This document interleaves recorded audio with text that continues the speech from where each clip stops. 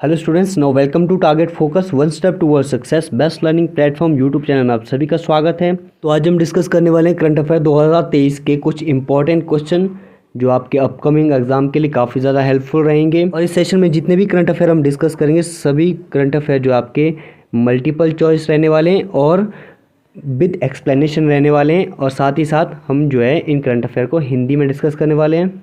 तो आज का पहला क्वेश्चन है, नासा ने एक नए भूस्थानिक फाउंडेशन मॉडल के लिए किस प्रौद्योगिकी कंपनी के साथ साझेदारी की है? ऑप्शन दे रखे हैं ओरेकल, गूगल, हब्लेट पकार्ड, IBM। तो जल्दी से चूज कर लीजिए। तो आई होप आप सभी ने चूज कर लिया हो, तो ऑप्शन नंबर डी सही हो जाएगा, IBM। तो ध्यान दीजिएगा, जो नासा की साझेदारी हुई है वो हुई किसके साथ? IBM के साथ। और जो यह साझेदारी है ये है आर्टिफिशियल इंटेलिजेंस आधारित संरचना सैटेलाइट डेटा जलवायु जोखिमों के बारे में जानकारी प्रदान करेगा। किसके बारे में जानकारी प्रदान करेगा? ये करेगा भाई, जलवायु जोखिमों के बारे में जानकारी प्रदान करेगा और साथ ही भविष्य की आपदाओं के बारे में सूचना प्रदान करेगा। तो अगला क्वेश्चन है, ब्रह्मोस सुपरसोनिक मिसाइल को हाल ही में किस भारतीय नौसेना के जहाज से लॉन्च किया गया था? ऑप्शन दे रखे हैं INS Mormugao, INS Visakhapatnam, INS Vikrant, INS Vikramaditya. तो जल्दी से चूज कर लीजिए। आई होप सभी ने चूज कर लिया, तो ऑप्शन नंबर ए सही हो जाएगा, INS मोरमुगांव। तो ध्यान दीजिएगा, भारतीय नौसेना ने 14 मई को INS मोरमुगांव की मदद से ब्रह्मोस मिसाइल का सफल परीक्षण किया था। यह भारत के सैन्य अभियानों की जो है मारक क्षमता का एक उदाहरण है। और ध्यान दीजिए, जो ब्रह्मोस है ये क्या है? एक सुपरसोनिक क्रूज मिसाइल है जो विभिन्न प्लेटफॉर्मों से लॉन्च करने में सक्षम है। INS मोरमुगांव विशाखापट्टनम श्रेणी का एक युद्धपोत है जिसे पिछले साल कमीशन किया गया था। तो अगला क्वेश्चन है, ट्विटर के नए CEO के रूप में किसे चुना गया है? ऑप्शन दे रखे हैं David Zaslav, Linda Yaccarino, Ed Bastian, Shantanu Narayen. तो जल्दी से चूज कर लीजिए। आई होप आप सभी ने चूज कर लिया होगा, तो ऑप्शन नंबर बी सही हो जाएगा, लिंडा याकारिनो। ये क्या बने हैं भाई? ट्विटर के नए CEO के रूप में इन्हें नामित किया गया है। तो ध्यान दीजिएगा, एलोन मस्क ने लिंडा याकारिनो को माइक्रो ब्लॉगिंग साइट ट्विटर या एक्सकाफ के अगले CEO के रूप में नामित किया गया है। और जो लिंडा याकारिनो है ये क्या है भाई? ये अमेरिकी मीडिया कार्यकारी है और पहले विज्ञापन से जुड़ी कंपनी NBS यूनिवर्सल के प्रमुख के रूप में कार्य कर चुकी है। कौन भाई? Linda Yaccarino. तो अगला क्वेश्चन है, वाणिज्य मंत्रालय के सर्वेक्षण के अनुसार कौन सा देश अब भारत का तीसरा सबसे बड़ा निर्यातक देश बन गया है? ऑप्शन दे रखे हैं संयुक्त अरब अमीरात, नीदरलैंड, UK, US। तो जल्दी से चूज कर लीजिए। तीसरा सबसे बड़ा निर्यातक देश, आई होप सभी ने चूज कर लिया, तो ऑप्शन नंबर बी सही हो जाएगा, नीदरलैंड। तो ध्यान दीजिएगा, नीदरलैंड जो है अमेरिका और UAE के बाद भारत का तीसरा सबसे बड़ा निर्यातक देश बन गया है। और नीदरलैंड के साथ जो है भारत का व्यापार पिछले कुछ वर्षों में 8 बिलियन अमेरिकी डॉलर से बढ़कर 13 बिलियन अमेरिकी डॉलर हो गया है।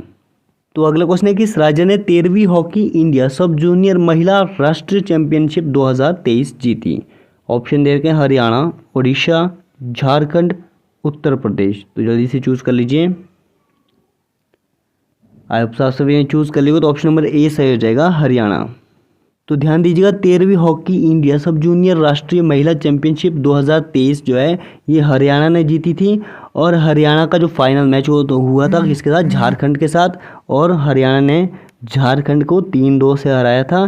तो इस टूर्नामेंट में 28 टीमों ने भाग लिया था। तो अगला क्वेश्चन है, भारत यूरोपीय संघ व्यापार एवं प्रौद्योगिकी परिषद की पहली मंत्री स्तरीय बैठक किस शहर में आयोजित होगी? ऑप्शन दे रखे हैं जिनेवा, वैंकूवर, ब्रुसेल्स, ऑस्टिन। तो जल्दी से चूज कर लीजिए। आई होप सभी ने चूज कर लिया, तो ऑप्शन नंबर सी सही हो जाएगा, ब्रुसेल्स। तो ध्यान दीजिएगा, भारतीय यूरोपीय संघ व्यापार एवं प्रौद्योगिकी परिषद की पहली मंत्री स्तरीय बैठक बेल्जियम की राजधानी ब्रुसेल्स में आयोजित की जाएगी। और इस सम्मेलन में दोनों देशों के मंत्री शामिल रहेंगे। और डिजिटल कनेक्टिविटी, ध्यान दीजिएगा मोटो क्या है? डिजिटल कनेक्टिविटी, व्यापार एवं निवेश, स्वच्छ ऊर्जा आदि के सुधारों के विभिन्न तरीकों को उत्पन्न करने के लिए चर्चा आयोजित की जाएगी। तो अगला क्वेश्चन है, केंद्रीय जांच ब्यूरो यानी सीबीआई के नए निर्देशक के रूप में किसे नियुक्त किया गया है? ऑप्शन दे रखे हैं, सोनल गोयल, अखिलेश प्रताप सिंह, प्रवीण सूद, नृपेंद्र मिश्रा। तो जल्दी से चूज कर लीजिए, सीबीआई के नए निर्देशक के रूप में किसे नियुक्त किया गया है? आई होप साफ सभी ने चूज कर लिया, तो ऑप्शन नंबर सी सही हो जाएगा, प्रवीण सूद। तो ध्यान दीजिएगा, कर्नाटक के पुलिस महानिदेशक प्रवीण सूद को 2 साल के कार्यकाल के लिए सीबीआई का नया निदेशक नियुक्त किया गया है।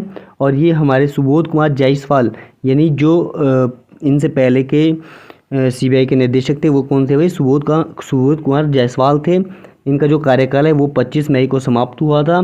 तो नए महानिदेशक बने हैं प्रवीण सूद, और उससे पहले कौन थे? सुबोध कुमार जायसवाल। तो अगला क्वेश्चन है, भारत ने किस देश के साथ मिलकर 50 स्टार्टअप एक्सचेंज प्रोग्राम लॉन्च किया है? ऑप्शन दे रखे हैं, श्रीलंका, बांग्लादेश, म्यांमार, भूटान। तो जल्दी से चूज कर लीजिए, भारत ने किस देश के साथ मिलकर 50 स्टार्टअप एक्सचेंज प्रोग्राम लॉन्च किया है? आप सभी ने चूज कर लिया, तो ऑप्शन नंबर बी सही हो जाएगा, बांग्लादेश।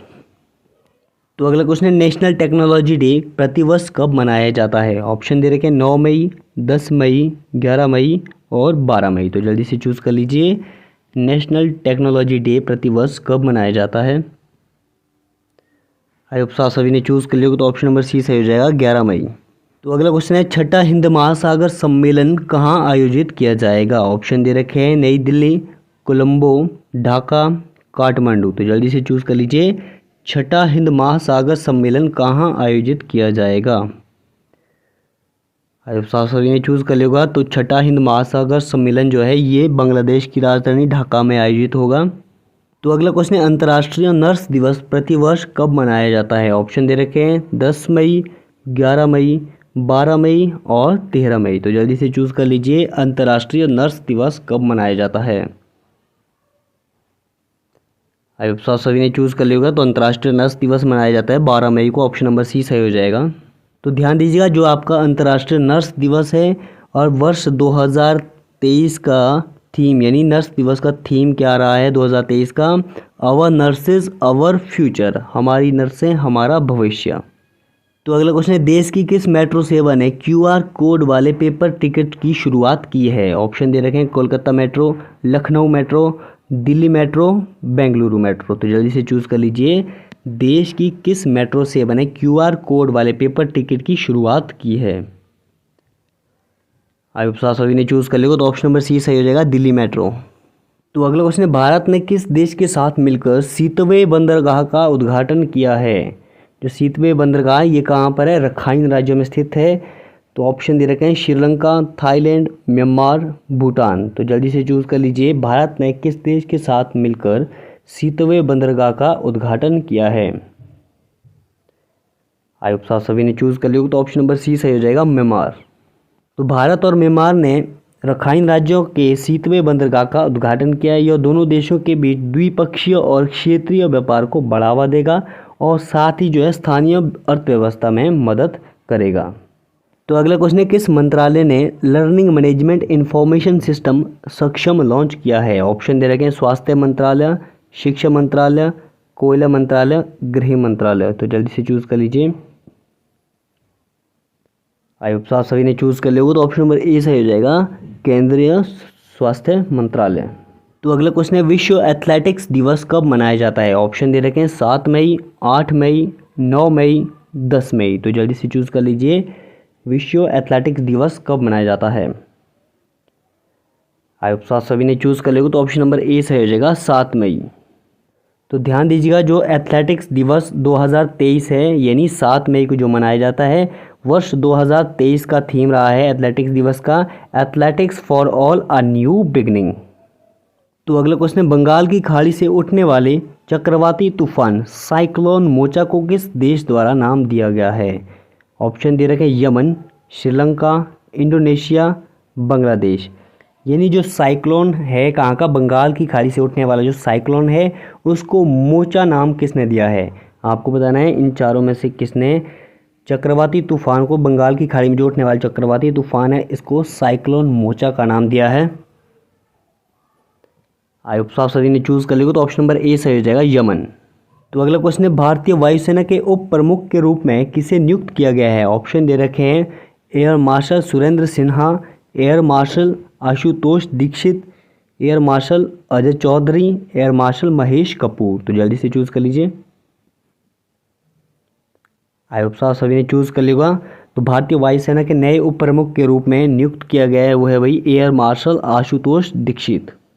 तो अगला क्वेश्चन है, हाल ही में किस कंपनी को भारत में टेलीकॉम लाइसेंस मिला है। ऑप्शन दे रखे हैं, जूम, मेटा, टेस्ला, रेलटेल। तो जल्दी से चूज़ कर लीजिए।